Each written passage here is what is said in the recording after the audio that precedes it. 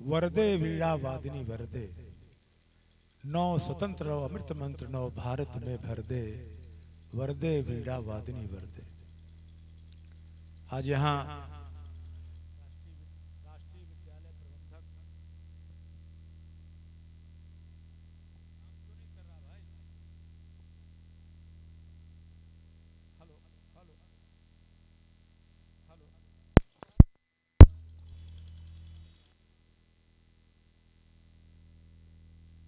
Hello,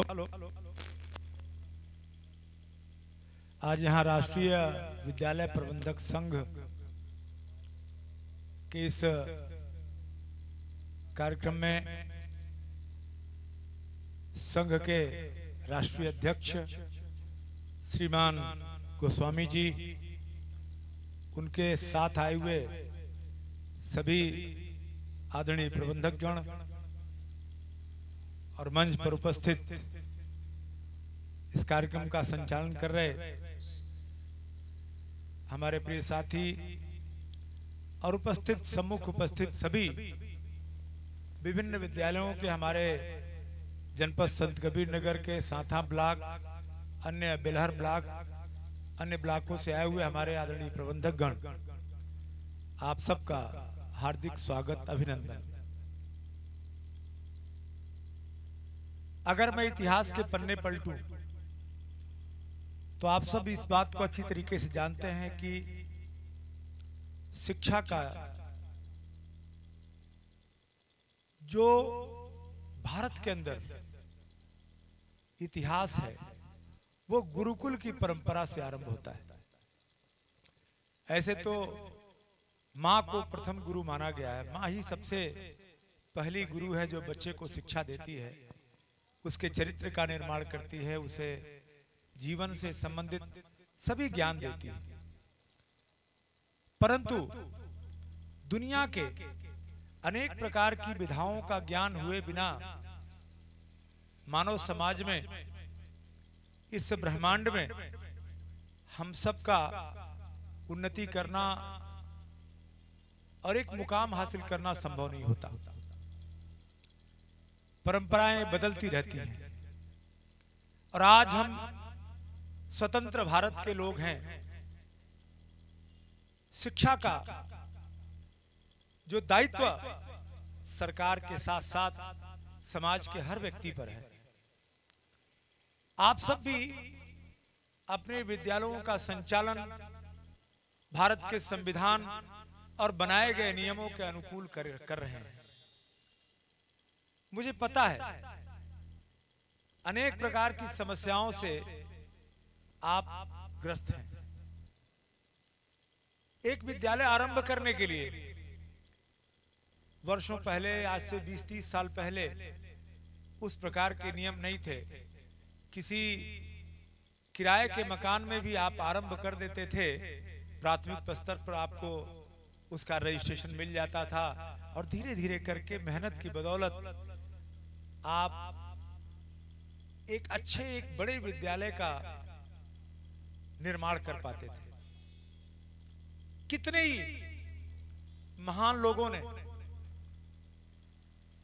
राष्ट्र निर्माण का जो ये प्राथमिक कार्य, शिक्षा देने का कार्य, इसके लिए कितने महान लोगों ने काम किया। मुझे याद आता है अपने इसी उत्तर प्रदेश के इलाहाबाद में जिन्होंने जन्म लिया और बनारस जिनकी कर्मभूमि थी, ऐसे पंडित मदन मोहन मालवीय जी, महामना मालवीय जी, जिन्होंने एक छोटे से विद्यालय का आरंभ करके, स्थापना करके, उसका नाम भी सेंट्रल हिंदू स्कूल था बनारस में। और फिर देखिए कि एक ऐसे विश्वविद्यालय की स्थापना किया जो आज उत्तर प्रदेश ही नहीं, भारत में ही नहीं, एशिया में सबसे बड़ा विश्वविद्यालय बनारस हिंदू यूनिवर्सिटी के नाम से जाना जाता है। शून्य से आरंभ कर और शिखर तक जाने का ये जो यात्रा है, ये हम सब करते हैं। आप सब ने जो विद्यालयों को आरंभ करके, किसी ने 10 साल पहले, 15 साल पहले, 20 साल पहले, 5 साल पहले संघर्षों की बदौलत, समर्पण और अपने त्याग की बदौलत विद्यालयों को एक महत्वपूर्ण स्थान तक पहुंचाया है। परंतु जैसा कि अभी मुझे बताया गया कि अनेक प्रकार की बाधाएं आपके सामने आती, वो बाधाएं आपको कितने विभागों से अनुमति लेनी पड़ती है, स्वीकृति लेनी पड़ती है।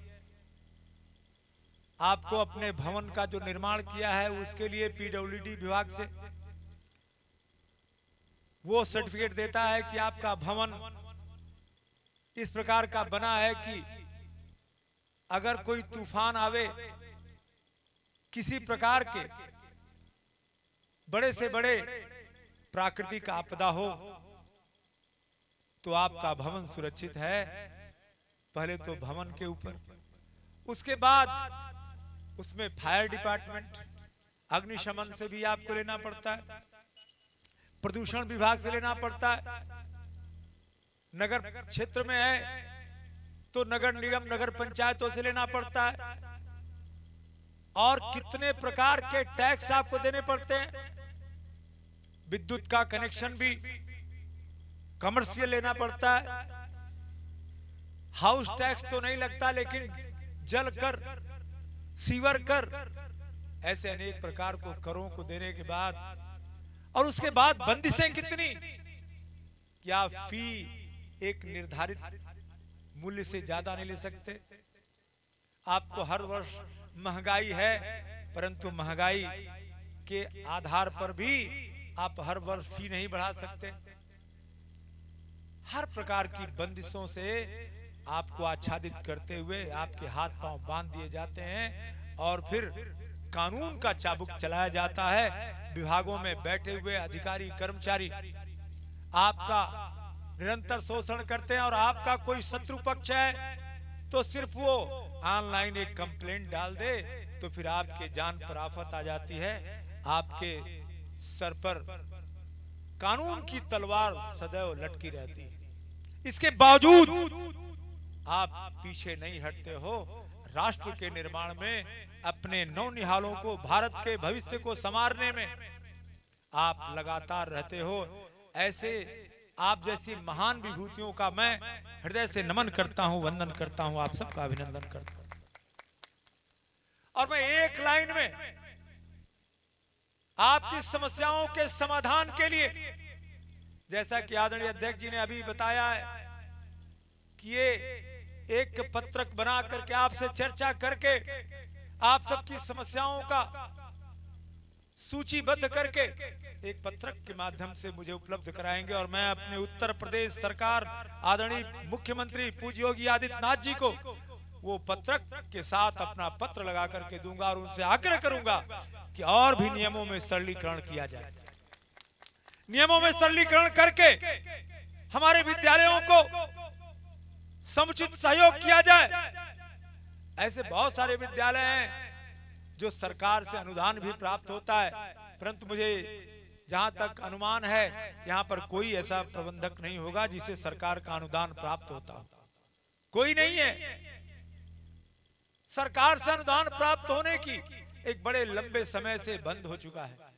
सरकार से अनुदान अगर प्राप्त हो तो हमारे विद्यालयों को ग्रो करने में, उनकी समस्याओं में जो समाधान का रास्ता बेहतर तरीके से ढूंढा जा सकता है।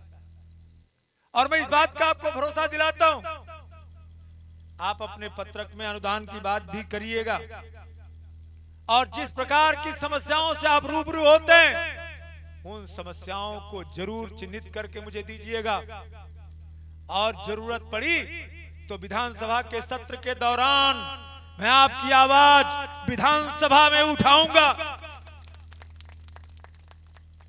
और एक और मैं आपको वचन देता हूं, आप सभी जानते हो कि जब भी आप एक टेलीफोन करते हो तो अनिल त्रिपाठी आपका टेलीफोन उठाता है और तत्काल ही उस समस्या का समाधान करने का कार्य भी करता है। जब कभी भी किसी विभाग के द्वारा आपके ऊपर किसी प्रकार का अनुचित आरोप लगा करके आपके शोषण करने की प्रयास किया जाता है तो मुझे सिर्फ एक सूचना दे दीजिएगा, आपकी समस्या का तत्काल समाधान करने का कार्य करूंगा। मैं अभी बताऊं एक विद्यालय साड़े कला में, जय हिंद चौरसिया, उनका विद्यालय चूंकि अभी मान्यता नहीं मिली थी, मान्यता की कोशिश कर रहे थे। पिछले 20 सालों से वो पढ़ा रहे थे बच्चों को। 19-20 साल पहले मैं उनके विद्यालय में गया था। उस समय 400 के आसपास विद्यार्थी थे और हर विद्यार्थी को, कक्षा 1 से लेकर के 5 तक के हर विद्यार्थी को मैंने आज से 19-20 साल पहले किताबें, कापियां, कलम, जितनी भी पढ़ाई की सामग्री थी मैंने अपनी तरफ से उपलब्ध कराया था। क्योंकि उस नौजवान ने जीवन में एक नया आरंभ किया था, नया जीवन आरंभ किया था, तो उसमें मैंने उसको सहयोग किया था। अब वो 7-8 कमरे का निर्माण कर चुके थे। उन्होंने अप्लाई भी किया था, परंतु उन्हें मान्यता नहीं प्राप्त हो रही थी और उनके विपक्षी लगातार उनके खिलाफ शिकायतें कर रहे थे। मैंने बीएसए से, जिलाधिकारी से, यहाँ के खंड शिक्षा अधिकारी से, सारे लोगों से कहा कि उनके द्वारा महीने भर के अंदर सारी प्रक्रिया पूरी करके आवेदन कर दिया जाएगा, परंतु उनके विद्यालय को बंद न किया जाए। लगातार एक व्यक्ति ने, जिसका नाम था उमेश सिंह, उसने लगातार उनके खिलाफ कंप्लेंट किया, लेकिन मेरे आग्रह पर उन्हें अवसर दिया गया और आज उनके भवन का निर्माण पूरा हो गया। उन्होंने आवेदन कर दिया, शीघ्र ही उन्हें इसकी मान्यता भी प्राप्त हो जाएगी, तो सारी बाधाएं दूर हो जाएंगी। तो इस तरीके से धनात्मक विचारों के साथ, धनात्मक सोच, पॉजिटिव सोच के साथ कार्य करना है। और आप सब तो अब संघ के रूप में एक साथ इकट्ठा हो, निश्चित रूप से आप सब मिलजुल करके अपनी समस्याओं का समाधान जरूर ढूंढ लोगे, परंतु जहां आपकी सीमा समाप्त होती है वहां पर मुझे याद कर लेना, आपकी हर समस्या का समाधान करने के लिए अनिल त्रिपाठी उपलब्ध है। आज इस अवसर पर मां सरस्वती के चरणों में नमन वंदन करते हुए बस अपनी बात को यहीं पर समाप्त करना चाहूंगा। भारत माता की जय, जय हिंद। और इजाजत भी चाहूंगा, चूंकि कई कार्यक्रम है लेट आपकी तरफ से हुआ है। मैं 10 बजे से आरंभ कर सकता था, 11 बजे का समय था, लेकिन शुरू हुआ है 12 बजे, फिर भी 1 घंटे हम लोग रहे हैं। बहुत धन्यवाद।